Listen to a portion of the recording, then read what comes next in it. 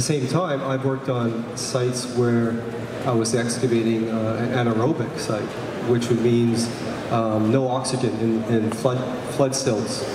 And we were actually, in that case, we ended up excavating an officer's latrine at a Hudson's Bay fort in Winnipeg.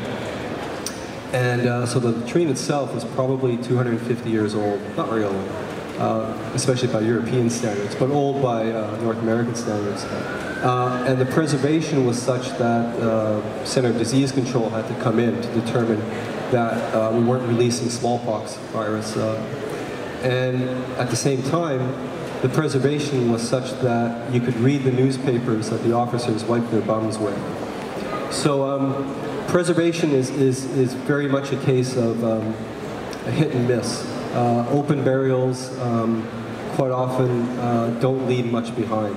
And even if you do find skeletal material, quite often the DNA is corrupted by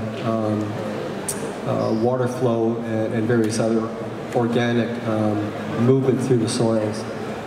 So even extracting DNA from relatively recent skeletal materials can be a bit problematic, but I'm sure you know more about that than I do. So. Peut-être, j'aimerais donner la possibilité au public de poser une question ou deux s'il y en a, avant qu'on passe plutôt à la partie un peu plus spéculative, même si on va continuer à parler de l'état réel de la science. Mais est-ce qu'à ce stade, il y a une ou deux questions, des gens qui voudraient des précisions ou... Non, nous sommes assez complets. Bon. Ah, une question ici. Est-ce que on a un micro disponible? Oui, c'est en train d'arriver. Voilà, ici. Si vous voulez bien lever la main pour qu'on vous voit. Voilà, merci.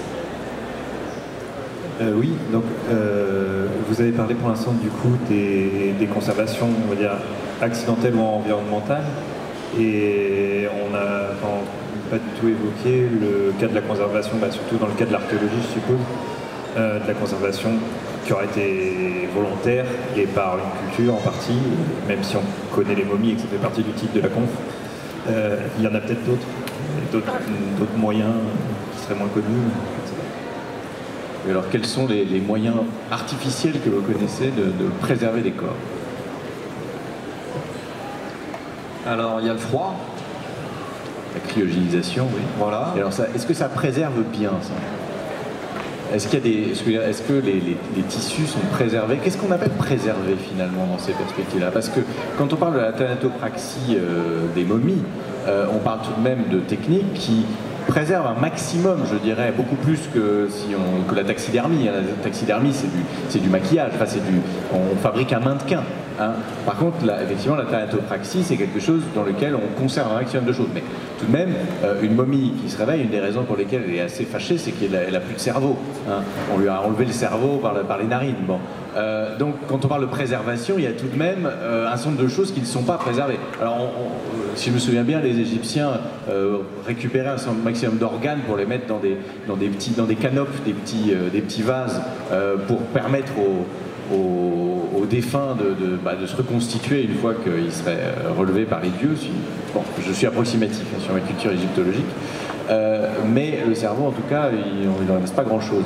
Et donc, quand on parle de cryogénisation, quand on parle de l'effet du froid, est-ce qu'on parle... Enfin, quel degré de préservation peut-on espérer d'une cryogénisation, qu'elle soit naturelle ou artificielle? Est-ce qu'il n'y a pas des dégâts irrémédiables? Well, I mean, one of the things regarding megafauna, like the mammoths, etc., is they do appear to have been flash frozen, quite often standing up with green plant in their mouth. So something catastrophic clearly took out these animals. And so I think the speed at which the organic material is frozen is crucial in terms of preserving the DNA within those creatures. I've heard stories about people eating mammoth steaks. I don't think I would do that, but apparently it's been done. So again, so cryogenic, you would have to freeze very, very quickly. Oui, l'un des défauts majeurs de la congélation, c'est le fait que ça touche l'eau qui, quand elle change d'état, change de volume. Ça détruit le tissu. Donc c'est pour ça que le flash frozen, la congélation rapide, généralement préserve mieux le tissu qu'une congélation lente.